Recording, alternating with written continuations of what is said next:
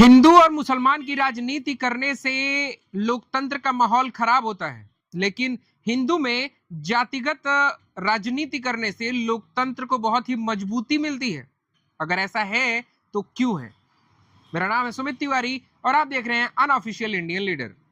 जैसे ही चुनाव आता है, सभी पार्टियां हमें एक न एक जाति में बांटने की कोशिश करती है, लेकिन जब बात आती है कि हिंदू और मुसलमान की, तो सभी राजनीतिक पार्टियां कहती हैं कि अगर ऐसा करेंगे तो दंगा भड़केगा और माहौल खराब होगा। भारत के नौजवानों, मेरे भाइयों और बहनों, आज मैं एक ऐसा सवाल पूछना चाहता हूं जो शायद बहुत से लोगों को असहज करेगा, लेकिन अगर हम सच में देश से प्यार करते हैं तो हमें इस सच का सामना करना ही होगा। जब कोई हिंदू मुस्लिम की राजनीति करता है तो हमें कहा जाता है कि मत करिए, माहौल खराब होता है। और सही भी है। धर्म के नाम पर नफरत फैलाकर देश मजबूत कभी नहीं बनता है। लेकिन फिर भी मैं पूछता हूं, सिर्फ धर्म के नाम पर बांटना गलत है? जाति के नाम पर बांटना कब से सही हो सकता है और कैसे सही हो सकता है? जैसे अगर आप धार्मिक भेदभाव नहीं कर रहे हैं तो जातिगत भेदभाव करना भी आपका अधिकार नहीं है। आज जब भी चुनाव आते हैं तो लोगों को याद दिलाया जाता है कि मैं ब्राह्मण हूं, तुम ठाकुर हो, तुम यादव हो, तुम दलित हो, तुम बनिया हो, तुम यस्सी हो, तुम एसटी हो। यानी तुम इंसान बाद में हो और जातिगत तुम पहले हो। और दुनिया की बात यह है कि इस जहर को इतनी चालाकी से फैलाया गया है कि लोग इसे राजनीति नहीं, अपनी पहचान समझने लगे। जैसे कोई ब्राह्मण की बात करे तो मुझे गर्व हो, कोई बनिया की बात करे तो बनिया को गर्व हो, कोई एससी एसटी की बात करे तो एससी एसटी का भी गर्व, उसको गर्व हो। लेकिन मैं ये पूछना चाहता हूं कि क्या ऐसी राजनीति हमारे लोकतंत्र के लिए बेहतर है या नहीं? मैं सरकार से बाद में पहले आपसे पूछता हूं। सोचिए, जिस देश ने दुनिया को वसुधैव कुटुंबकम सिखाया, जहां भगवान राम ने सबरी के जूठे बेर खाए, जहां कृष्ण ने सुदामा को गले लगाया, जहां बाबा साहेब अंबेडकर ने संविधान में बराबरी लिखी, उसी देश में आज भी इंसान की कीमत उसकी जाति से ही तय की जाती है, न कि वो एक मानव है, इससे कुछ भी तय नहीं होता। यह नहीं कहता हूं कि समाज में ऐतिहासिक भेदभाव नहीं हुआ, हुए होंगे और बहुत हुए होंगे, लेकिन क्या उनका समाधान नई नफरत पैदा करना है?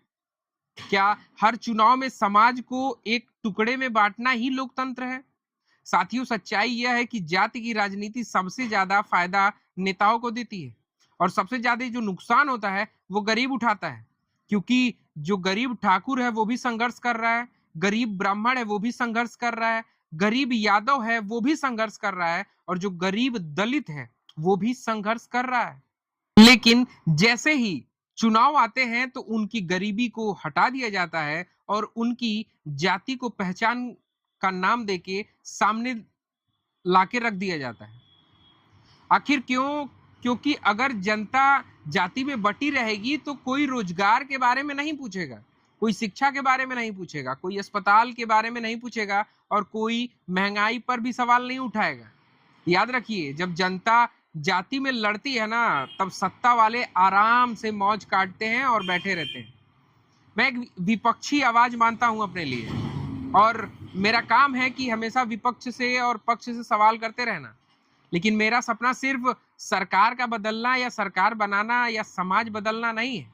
मेरा काम सिर्फ एक है कि समाज में एक बेहतरीन बदलाव हो। समाज में बदलाव हो, लेकिन बेहतरीन बदलाव है, जिससे लोगों में आपसी प्रेम बढ़े, धर्म और जाति के नाम पर भेदभाव ना हो।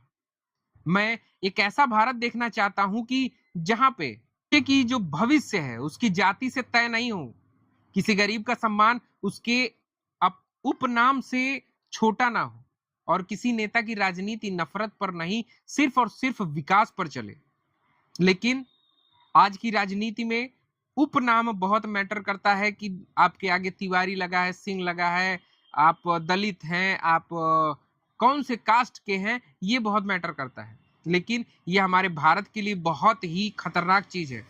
नेता तो हमारे टैक्स पे मजे उड़ाएंगे, हमारा पैसा टैक्स पे जा रहा है, उनकी सारी सुख सुविधाएं पूरी हो रही हैं, लेकिन क्या एक गरीब के घर सुख सुविधाएं पूरी हो रही हैं?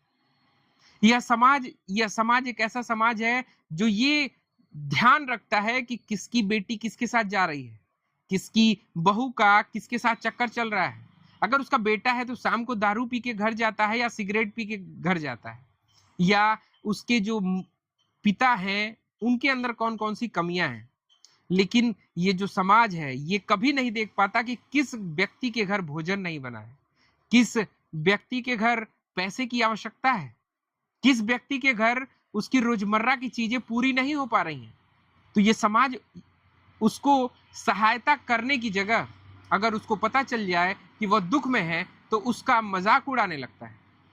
और हम इसी समाज के लिए दिन रात भागते हैं कि समाज हमें अच्छा कहे। तो सबसे पहले हमें भविष्य जाति से नहीं तय करनी है, किसी का जो सम्मान है वो उपनाम से नहीं होना चाहिए, और किसी भी नेता की जो राजनीति है वो विकास पर होना चाहिए, न कि धार्मिक नफरत या जातिगत नफरत पे उसकी नींव टिकी हो। क्योंकि हम सबकी पहचान अलग हो सकती है, लेकिन हमारी जो मिट्टी है जहां हम पैदा हुए हैं वो एक है, हमारे तिरंगे के प्रति जो निष्ठा है वो एक है, और जो हमारा भविष्य है वो भी एक ही है, और वो है भारत। अगर देश को सच में मजबूत बनाना है तो डिवाइड एंड रूल की जो राजनीति है, ऐसे राजनेताओं को हमें लात मार के भगाना होगा। यूनाइट एंड राइज की जो राजनीति है वो करनी होगी, क्योंकि देश तब नहीं टूटता जब लोग अलग अलग होते हैं। देश तब टूटता है जब लोग एक दूसरे को अपना मानना छोड़ देते हैं। हम अलग अलग जातिगत झंडे को लेके कंधे पे चलना सिखाते हैं। आज कुछ ऐसे समाज है, कुछ ऐसा तबका है, हालांकि मेरा उनके प्रति कोई भी ऐसा भाव नहीं है, लेकिन डॉक्टर भीमराव अंबेडकर जी ने कहा था कि शिक्षा वो शेरनी का दूध है जो कि आपको दहाड़ना सिखाता है। तो मुझे लगता है कि जो उनके झंडा ढोने वाले हैं, आप उनके समर्थक हैं, बहुत अच्छी बात है, लेकिन सबसे पहले आप शिक्षित बनिए। जब आप शिक्षित बनेंगे तो नेताओं के बहकावे में नहीं आएंगे और अपनी बुद्धि विवेक का इस्तेमाल करेंगे। फिर आप उनको नेता नहीं मानेंगे, आप स्वयं में एक नेता हैं।